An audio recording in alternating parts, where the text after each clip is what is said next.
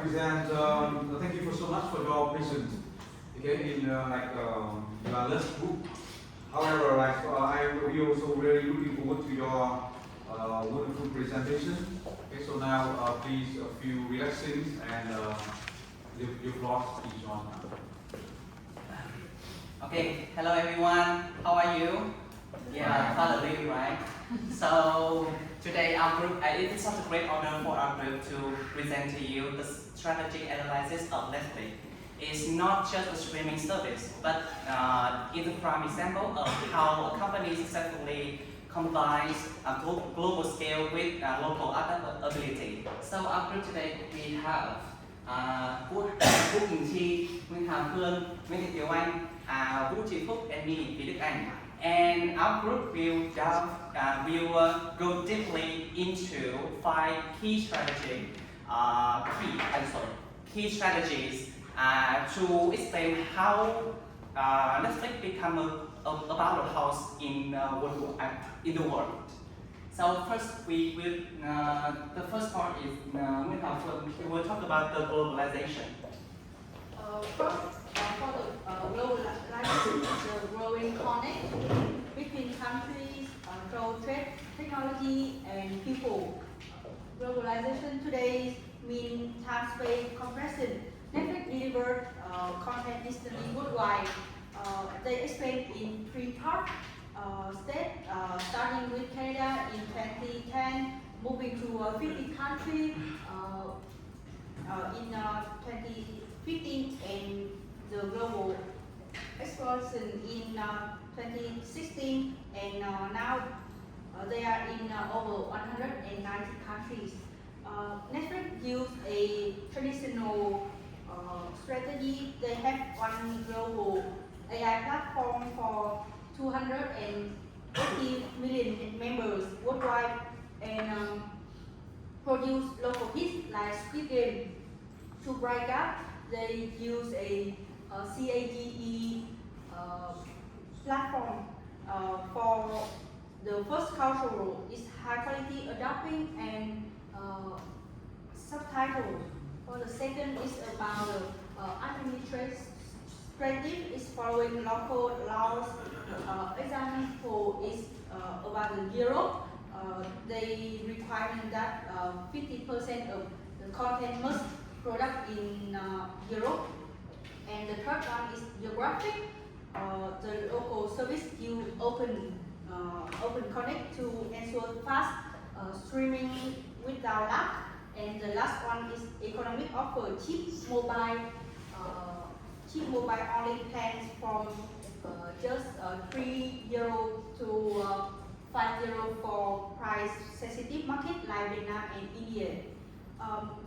About the Vietnamese case, Vietnamese is a special case, so Netflix respect the national sovereignty, removing sensitive title like Thai Gap when we request, and since 2022, they comply with digital tax and support the local ecosystem by licensing 200 plus films like My or Busa to fight piracy and competition from APT Play or beyond. They even allow a free plan on Android, and they also promote tourism through the film like A Tourist Guide to Love. So finally, Netflix aims for net zero by using electric vehicle and protecting forests.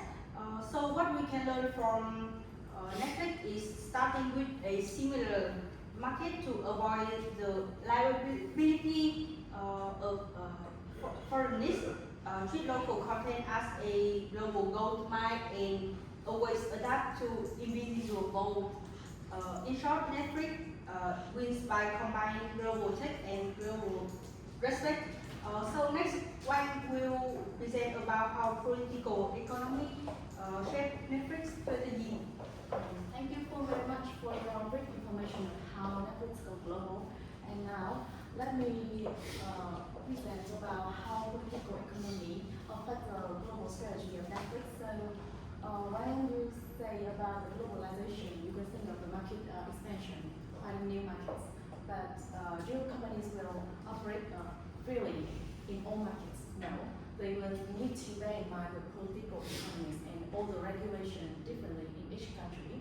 So what our main point here in this part about, for the regulation, multinational enterprise must adapt not only to the customer demands and the market conditions, but they need also to political and regulation environments.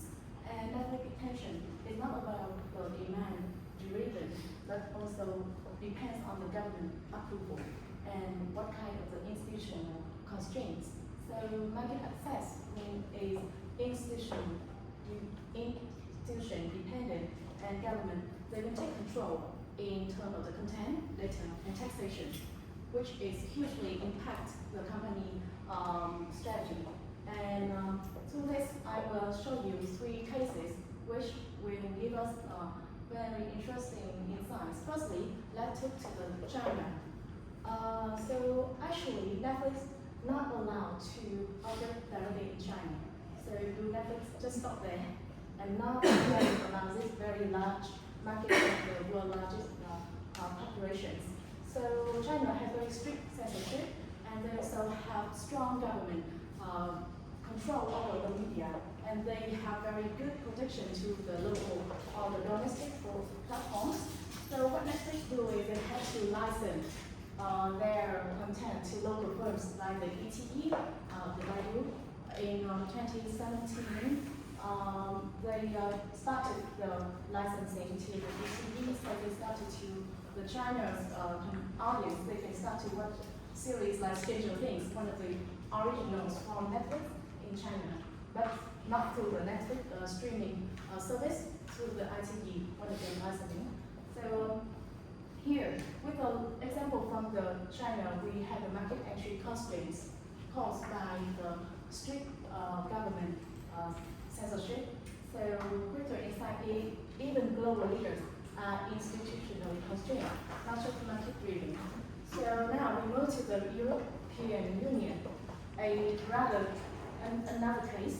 So in European Union, Netflix will have the right to operate, but in EU, they have a special requirements that platforms like Netflix need to ensure that at least 30% of the European content.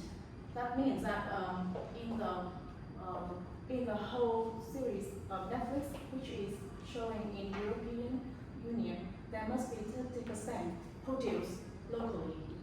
So this forces Netflix to start to increase the investment in the production of films and shows and contents across Europe. So you can remind of the Money Heist, one of global hit, and it is produced in Spain, right? Not in Hollywood or not in America. So that is based on this regulation from the EU. Yes, and so it is based on the adapt its content strategy and invest European. So this regulation seems like a constraint to the Netflix, but increase the cost because they cannot streaming the 100% produced in America in EU, but they need to invest money. But we also see some opportunities here to gain the legitimacy and improve local acceptance. So the big hit like Money Heist already say that. And the third case about Vietnam example. So Vietnam is a much smaller market and emerging market compared to China. Here they cannot enter the China directly, EU. So Vietnam, they have special requirements on the from 2022 when the government announced of the Decree 71, asking the platforms like Netflix need to register the tax code in Vietnam, and so that means that they have a legal entity in Vietnam and have to pay taxes, the VAT tax directly in Vietnam, and they need to comply with content regulations and potentially remove the sensitive content. So we can see that through Vietnam example, smaller markets can significantly influence global strategy. In case of Vietnam market, we continuously monitor content and need to adapt to the regulator of Vietnam market. So basically, that is all from my part. But if we want to deep dive and think more broadly, we can talk to about the censorship and cultural sensitivity, and also the digital taxation and economic, which already explains with the few examples. So the next part, we will move to T. Because in my part, I say that political, they have different requirements in each market, which means that Netflix cannot operate globally with the same format. They need to think about each of the each market fragmentation.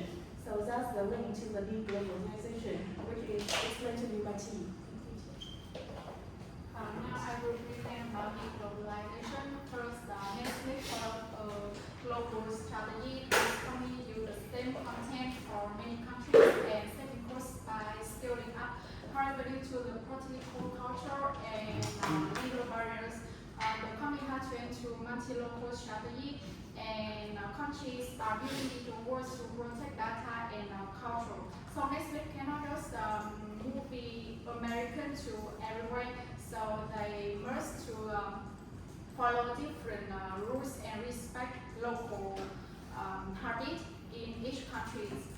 First, the market fragmentation, the world is splitting into the smaller markets. Europe require 30% local content to, therefore, Netflix cannot only show Hollywood movies. Netflix must to spend more money to make it inside Europe, and local films like Squid Game in Korea or Money Heist in Spain.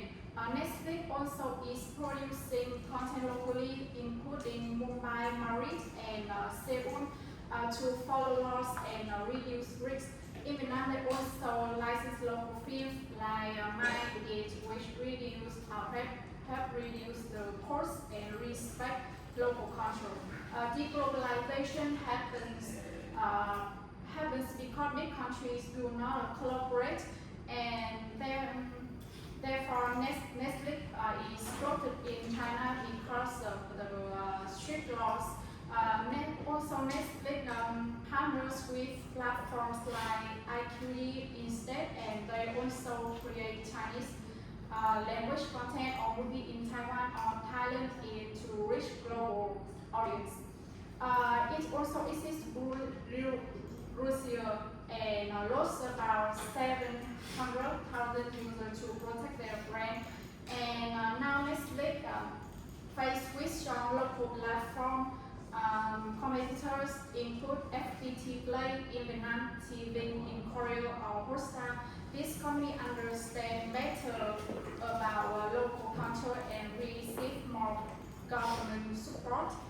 These two compete, Netflix hire local teams and work more closely with local partners and using data-driven and AI to personalize the content for each region, so we can adapt to fragment market.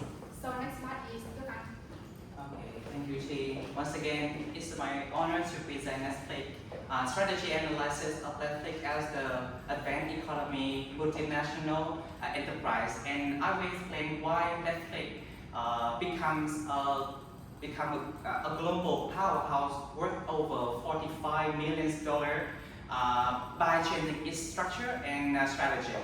And first, let's look at the company side. By the end of 2025, Netflix reached 327.7 million subscribers worldwide, and this massive size is very important to its goal to entertain the world.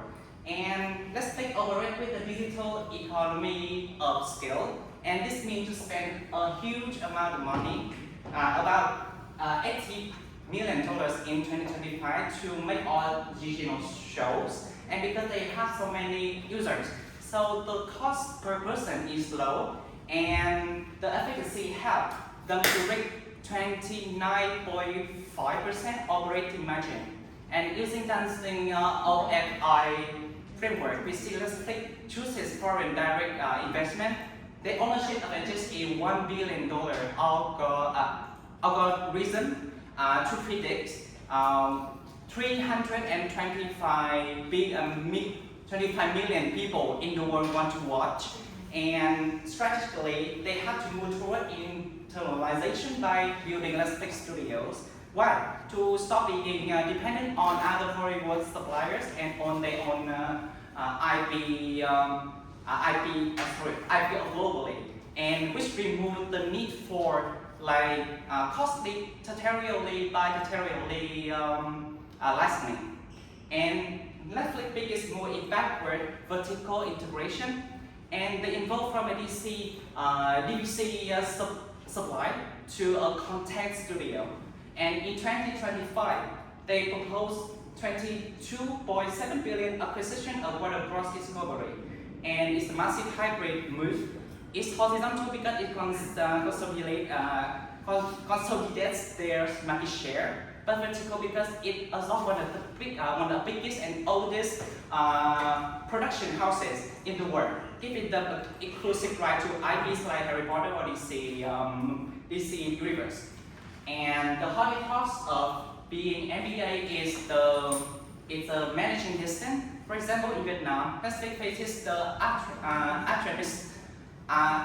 administrative distance through Decree 71. They are now establishing the local legal identity to follow these laws. And culturally, they face the liability of foreigners.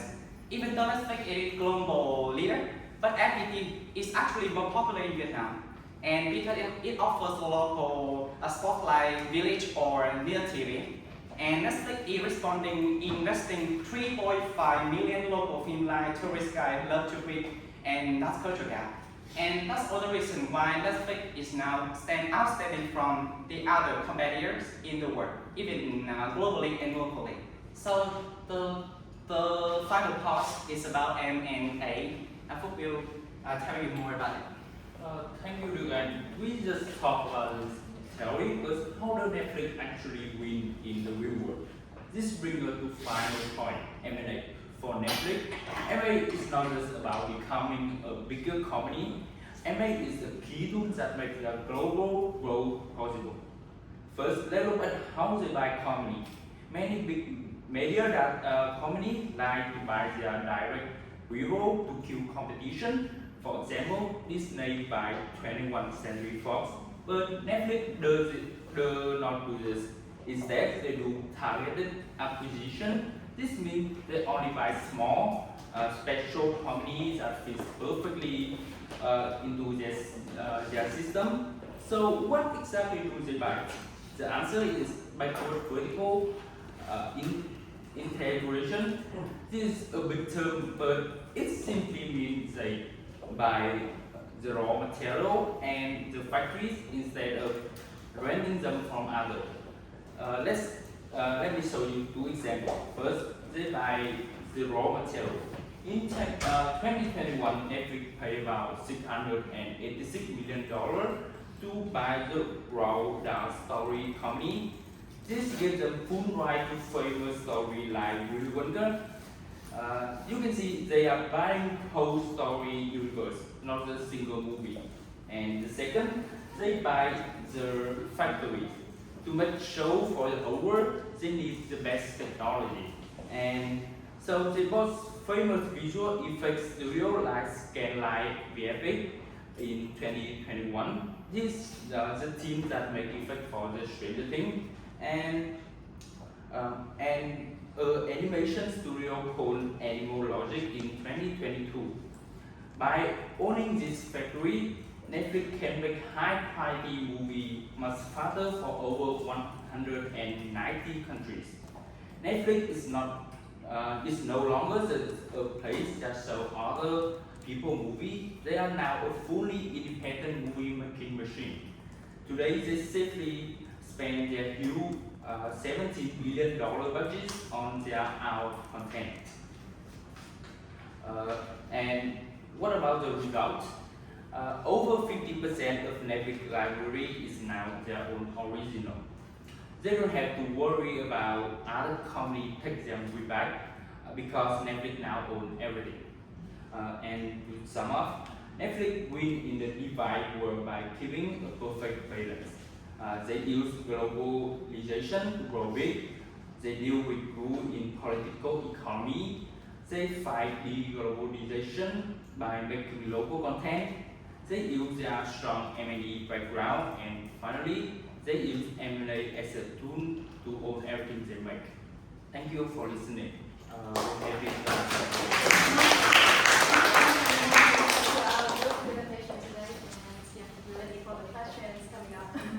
Okay, so congratulations, Group 5. Okay? Thank you so much for a very nice and insightful presentation. You offer some us. And I have two questions, raising one as well. Firstly, if you could draw three most important lessons from Netflix, which lesson would you identify? Okay, and the second question, what are the key threats currently confronting Netflix? And what are strategic responses would you recommend to address them? Thank you for the question. So we understand that the first question we need to adapt three important lessons when researching this case study. And the second is the key threat, Netflix confronting, and we as a strategist, how we can advise them to deal with these threats. Thank you very much for the question. Yes, And yeah. we want to move to this segment.